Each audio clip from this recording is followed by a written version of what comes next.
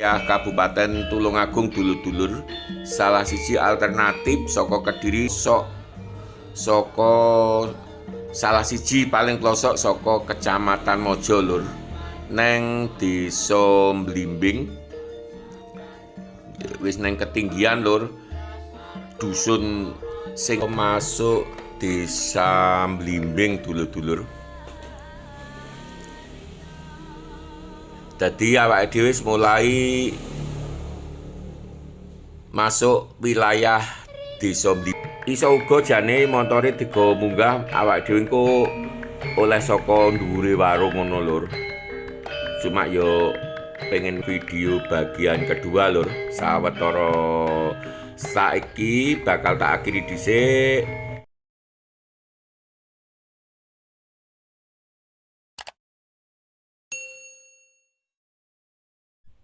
Assalamualaikum warahmatullahi wabarakatuh. Piye kabare dulur-dulur kabeh? Muga-muga tansah sehat lan lancar rezekine. Jalan Raya Mojo Tulungagung dulur-dulur. Neng Desa Tambi Bendo, Kecamatan Mojo, Kabupaten Kediri. Arah ngarep iku paling sekitar 10 kiloan utawa 15 kilo wis teko wilayah Kabupaten Tulungagung dulur-dulur. Salah siji alternatif saka Kediri neng Tulungagung kang cukup jos lur, mergo dalane 90% aspal alus. Oke, saiki tak jak mlebu gang. Ki yo dalane aspal lur, cuman beda karo aspal njaba mau, karo jalan raya mau. Ning paling tidak aspale untuk ukuran kampung iku lumayan bagus. Pemandangan persawahan lur, pari. Jadi neng wilayah kene iki termasuk subur lur.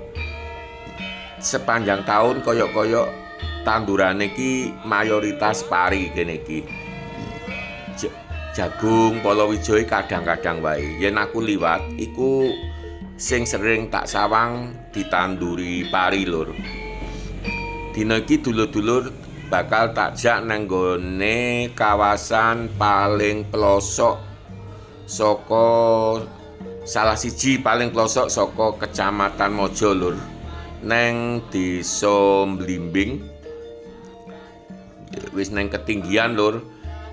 Dusun sing paling pinggir kuwi iso sejajar karo wilayah Besuki lur, dhuwure lan mesti wae adem.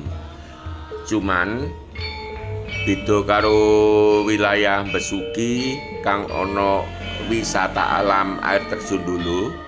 Neng Blimbing ketoke gak enek, tapi ana wisata buatan kang cukup terkenal lan nate viral lur. Taman Doraemon. Dina iki dulur-dulur bakal tak jak menjelajahi dusun-dusun neng Desa Blimbing, Kecamatan Mojo, Kabupaten Kediri, terus ngopi neng gone salah siji warung neng Taman Doraemon lur.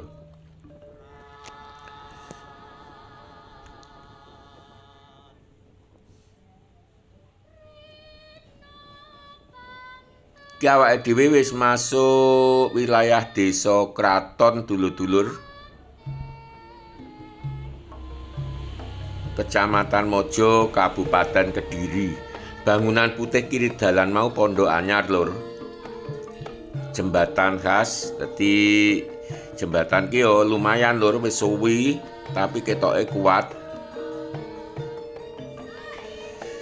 Mulai masuk perkampungan wilayah Desa Kraton, Kecamatan Mojo, Kabupaten Kediri, salah siji sentra buah rambutan lur. Yen wayahe usum kene iki termasuk sentra. Neng saiki wis mulai keselingan duren lur. Mergo ya pancen nilai ekonomise duren kuwi luwih gedhe timbang rambutan. Sanajana isih tetep akeh tapi tak delok penduduk iku wis mulai akeh sing nandur duren. Napa meneh yen awake dhewe wis mulai munggah mengko, dulur-dulur iso mirsani dhewe lur. Desa Kraton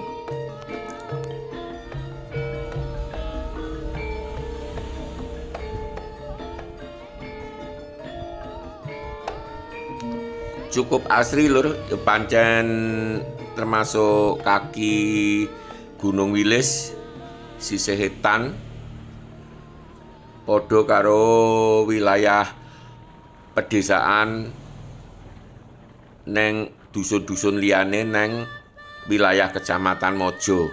Dadi wilayah Kecamatan Mojo kuwi lokasine 90% iku nang ereng-ereng Gunung Wilis sisih etan lur.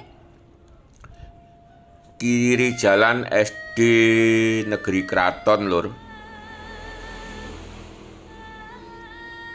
Kanan persawahan, lagi makam umum. Wis kiko awake dhewe mulai masuk bulak persawahan terus perkampungan bulak maneh lagi teko lokasi cukup adoh lur. Wong iki dalananku mbolang bendino wis ping ra kaping aku dolan mrene iki ra kenek diitung lur. Cuman sing terakhir ki aku rodok jarang. Tahun lalu aku rene lur. Sekitar bulan apa ya wingi Agustus yen gak kliru. Iki wis tahun 2026. Bulan Mei ya hampir 1 tahun lur aku gak liwat dalan iki.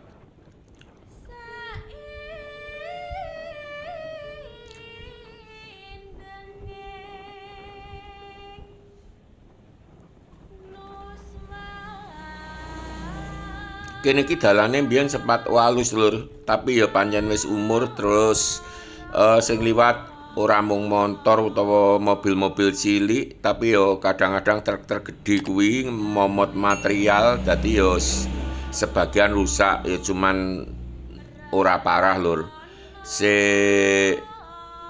Nyaman tinggi montoran lur. Mobil-mobil cilik ya sik nyaman lur, misale niat neng gone Taman Doraemon Desa Blimbing.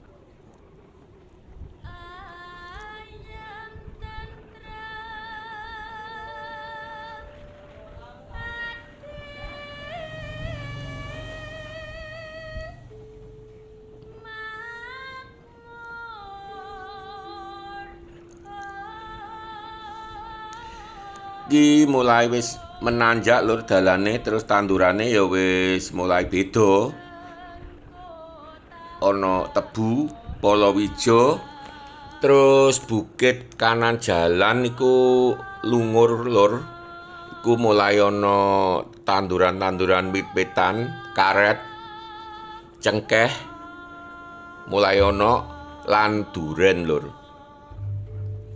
Iki perbatasan dusun saka kraton sing paling pinggir lur. Yen gak kliru dusun Tanjung lur. Monggo sing ngerti wilayah iki iso di koreksi apa bener. Lah kanan jalan yen gak kliru iku perkebunan secang lur. Saka kene iki ana sing iso tembus. Lah pertigaan ngarep lur kok tak sepil. Tembus wilayah Surat Mojo lur. Lagi yen lurus. Biyen aku tau tembus lur liwat alas karet ngono kuwi tapi ya angel wektu ki dalane makadam campur dalan lemah. Mbuh saiki apa wis dicara apa ya apa kapan-kapan dijajal lur. Lurus ngarep kuwi lho. Oke saiki balik maneh nuju Desa Blimbing, Kecamatan Mojo, Kabupaten Kediri.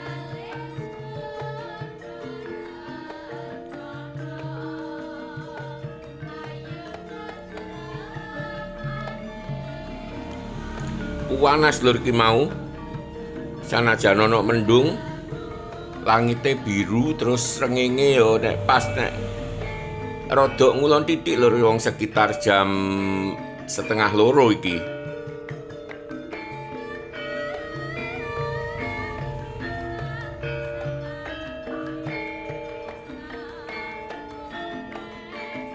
Lah rencanaku engko nang nggone Desa Blimbing kuwi aku arepe apa nang pelosok-pelosok ngono lho Lur, arepe ndelok dalane apa sik kaya mbiyen. Oke sing jadi ketoke wis mulai metu saka desa kraton lho bener ngarepiku ana gapura masuk Desa Blimbing dulur-dulur. Dadi awake dhewe wis mulai masuk wilayah Desa Blimbing, desa sing arepe dijelajahi awake dhewe dina iki lur.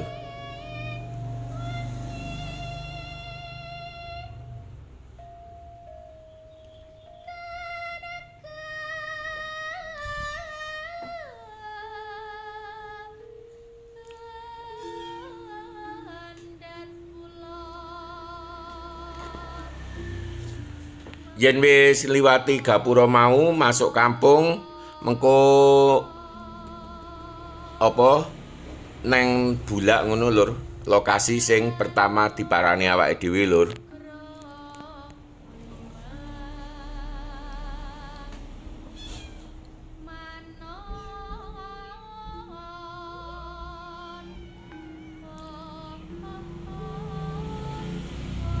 Lah kene Gang Supeturang pertigaan yen ngiri iku awake dhewe iso tembus Pamongan terus iso tembus Ngetrep desa-desa sing lokasine ana wilayah hereng-hereng Gunung Wilis lur isih bagian saka Kecamatan Mojo ning kidule desa Ngetrep ngono kuwi wis masuk wilayah Tulungagung.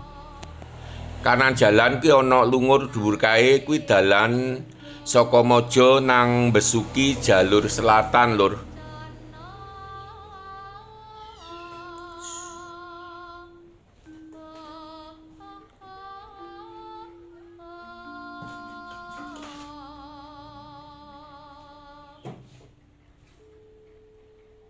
Kleru lur kebajut.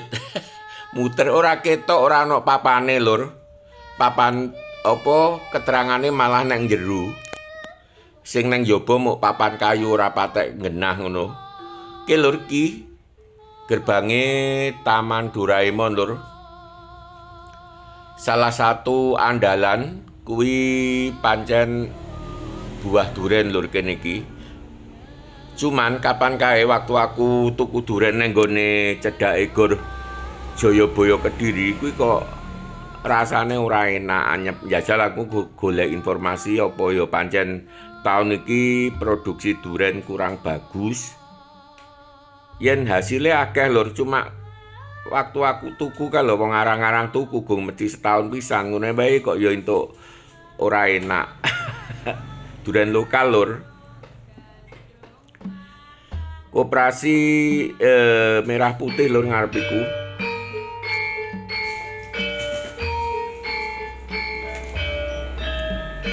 Iki lur kondisi Taman Doraemon sebagian lur. Nah, sing bangunan anyar iki Koperasi Merah Putih.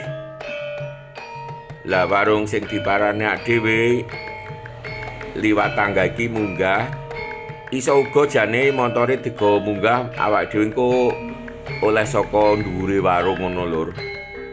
Cuma yo pengen mlaku wae karo dulur-dulur ben ngerti kaya apa lokasi warung sing tak parani arep tak nggo ngopi lur.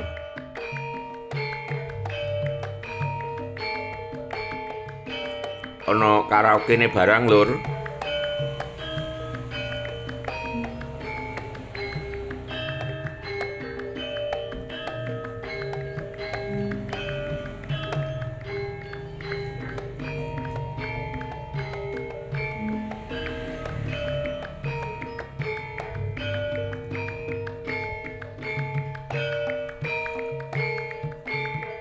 Oke lur, iki bagian satu saka video engko jelajah desa-desane ana video bagian kedua lur. Sawetara saiki bakal tak akhiri dhisik.